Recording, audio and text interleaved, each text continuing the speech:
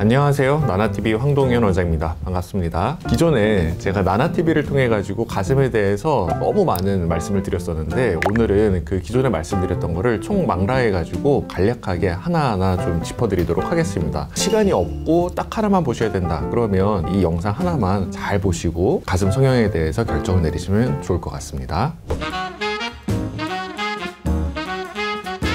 보형물은 비쌀수록 좋다.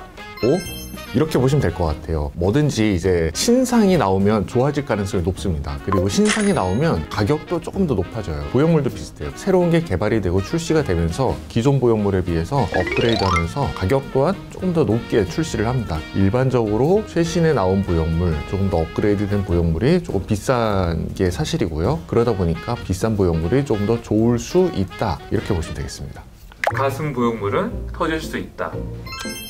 가슴 보형물은 당연히 터질 수 있습니다. 우리가 사용하는 실리콘 보형물은요, 보형물의 인장 강도가 설정이 되어 있습니다. 그리고 그 강도를 넘어서는 압력이 가해진다면 당연히 보형물은 파손, 파열이 발생하게 됩니다. 물론 일반적으로 일상생활에서 맞닥뜨리는 강도는 충분히 견딜 수 있게 설계가 되어서 그렇게 쉽게 터지지는 않지만, 교통사고가 난다든지 굉장히 과격한 운동을 하면서 직접적인 충격을 받는다든지, 혹은 일반적으로 테스트를 거치지 않는 비트는 힘이 가해진다든지 뾰족한 걸로 찌른다든지 하면은 파손 파열 가능성은 발생할 수 있습니다. 가슴 성형 시 마사지를 꼭 받아야 한다. 이거는 대표적으로 잘못 알고 있는 상식 중에 하나입니다. 그러니까 제가 예전에 가슴 성형을 처음 배울 때만 해도 마사지는 필수였어요. 이때는 우리가 현재 사용하는 그 여러 가지 기술들, 그리고 내시경들의 사용이 보편화되지 않았던 시기였고요. 그러다 보니까 수술하고 나서 조금 더 구축을 낮추고 조금 더 모양을 예쁘게 잡아주기 위해서 마사지를 시행을 했습니다. 하지만 현재는 여러 가지 수술 술기가 좋아졌고 내시경 사용을 통해 가지고 방리의 범위를 굉장히 정확하게 만들 수 있기 때문에 마사지는 안 합니다. 하면은 안 됩니다. 가슴 성형 시 모유 수유에 지장이 있다. 현재 저희가 수술을 할 때 보형물을 넣는 그 술기 자체가 겨드랑이 또는 가슴 밑선을 통해서 보형물을 삽입을 합니다. 그러니까 당연히 보형물을 삽입을 하면서 유선 조직을 건드리지 않아요. 예전에는 유륜절개를 하고 그 유륜절개를 통해 가지고 유선 조직을 직접 관통을 해서 보형물을 넣었던 시절이 있었거든요. 물론 현재도 그렇게 하시는 선생님이 계실 수도 있는데 그러지 않길 바랍니다. 어쨌든 겨드랑이 절개, 밑선 절개, 그러니까 유선 조직을 파괴하지 않으면서 보형물을 삽입을 한다면 당연히 수술하고 나서 유선 조직의 기능은 그대로 살아있기 때문에 모유 수유에 영향을 미치지 않습니다. 가슴 수술은 출산 후에 하는 게 좋다.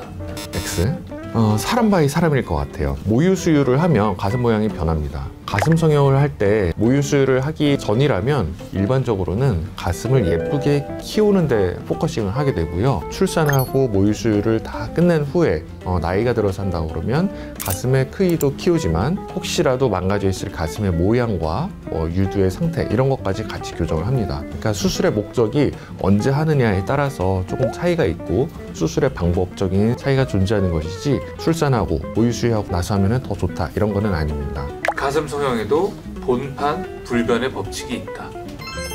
가슴 성형에도 당연히 본판 불변의 법칙이 있습니다. 얼굴의 본판이 뭐냐면 눈, 코, 입의 위치, 그리고 골격의 크기, 이런 것도 이제 본판이죠. 얼굴에서는 그래도 다행히 골격의 크기를 줄이거나 늘리거나 하는 게 가능해요. 광대 축소, 안면 윤곽 수술 이런 거를 통해서 말이죠. 가슴은 뼈를 건드릴 수가 없어요. 눈, 코, 입의 위치에 해당하는 유두, 유륜의 위치는 어느 정도 거상술을 통해서 해결을 할 수 있는데, 얼굴 뼈에 해당하는 흉곽의 모양과 흉곽의 돌출 정도, 넓이, 이런 거는 얼굴뼈와는 달리 건드릴 수가 없는 부위예요. 얼굴뼈는 안에 크게 두뇌를 제외하고는 아주 중요한 그런 신체기관을 포함하지는 않는데, 흉곽은 이 안이 그냥 생명 유지에 필요한 필수기관으로 꽉 차 있어요. 폐가 있고 심장이 있고 대동맥이 지나가고 이렇기 때문에 이 흉곽의 크기를 줄인다거나 모양을 바꾼다는 상상은 하기도 힘들고 해서도 안 될 것 같습니다. 그래서 본판 불변의 법칙이 적용이 됩니다. 보형물 제거 시에 피막 제거를 꼭 해야 된다. 이것도 마사지와 더불어서 많은 분들이 잘못 알고 있는 상식 중에 하나예요. 한때 이제 보형물이 안전하지 않다, 특히 수년 전에 희귀암과 연관된 보형물의 이슈가 있으면서 당시에 그 보형물과 함께 피막을 제거해야 된다, 제거하면 안 된다, 갑론을박이 벌어진 적이 있습니다. 그리고 그때 잘못 알려진 상식 중에 하나가 보형물과 함께 피막을 꼭 제거를 해야 된다 였는데, 현재까지 알려진 수많은 연구 결과, 논문에 의하면 피막을 제거하지 않아도 됩니다. 피막은 보형물이 들어가는 경우에는 항상 생성이 되고요. 피막 자체라는 거는 어떻게 보면 우리 몸에서 자연스럽게 만들어낸 콜라겐으로 이루어진 그 막 형태의 흉터 조직이라고 보면 됩니다. 그렇기 때문에 이거는 제거를 한다고 해도 보형물이 들어가면 또다시 피막이 형성이 되는 것이고, 그 피막이 기존에 제거했던 피막만큼 건강하고 예쁘게 생기지 않을 가능성이 항상 있기 때문에 피막을 제거할 때는 단 하나, 기존의 피막의 상태가 좋지 않다 일 때만 제거한다고 보면 됩니다. 가슴 수술 후 꼭 보정 속옷을 입어야 한다. O? 아니다. X? 네, 이거는 약간 케바케예요. 일반적으로 99%에서 수술을 하시면 보정 속옷을 입습니다. 근데 보정 속옷은 비유를 하자면 운전을 하면서 안전벨트를 매야 되냐 매지 않아도 되냐, 이거랑 같은 얘기예요. 보정 속옷은 들어간 보형물이 위치가 바뀌지 않고 혹시라도 있을 외압에 조금 이제 버티는 힘을 전달해주는, 그게 보정 속옷의 역할이에요. 일상생활을 함에 있어가지고 학교도 다닐 수 있고 직장생활을 할 수도 있고 친구들 만나가지고 이렇게 팔짱도 끼고 뭐 그러다 보면 가슴의 위치에 영향을 받을 수가 있습니다. 그렇기 때문에 보정 속옷을 하는 거예요. 그러니까 운전을 아무리 잘해도 만에 하나를 대비해서 안전벨트를 매는 것처럼, 제가 아무리 수술을 잘하고 자신이 있다고 해도 보정 속옷은 추천을 드리는 겁니다. 비대칭도 가슴 성형으로 교정이 된다. 네.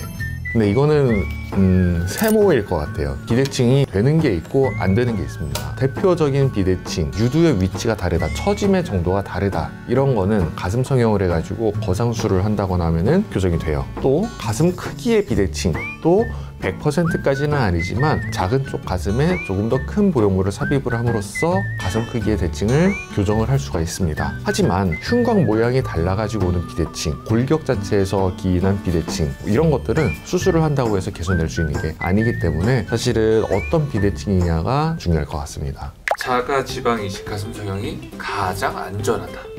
X. 예전에는 자가지방 가슴 이식이 보형물을 쓰지 않고 가슴이 손쉽게 커질 수 있다라고 해가지고 쉬우면서도 간편하고 안전하다라는 인식이 많이 있었는데, 수술 결과가 굉장히 실망스러운 경우가 많이 있습니다. 그래서 가슴 성형을 할 때 현재는 가슴 지방 이식은 그렇게 많이 사용이 되지 않는데, 안전성에 대해서 얘기를 하면은 보형물을 사용을 하면 안전하지 않고 자가지방을 쓰면 안전하냐, 이거는 절대 아니고, 보형물은 보형물 나름대로, 지방 이식을 하면 지방 이식 나름대로의 부작용 가능성이 있습니다. 모든 수술에는 이제 위험성이 따르지만 그 위험성을 낮추기 위해서 얼마나 적절하게 의료진이 실력을 갖추고 시스템을 갖추고 있냐가 관건이지, 사실 어떤 수술이 안전하지 않고 어떤 수술이 더 안전하고 이런 거는 우열을 가리기는 어려울 것 같습니다. 보형물을 넣은 가슴 크기만큼 지방 이식으로 수술할 수 있다.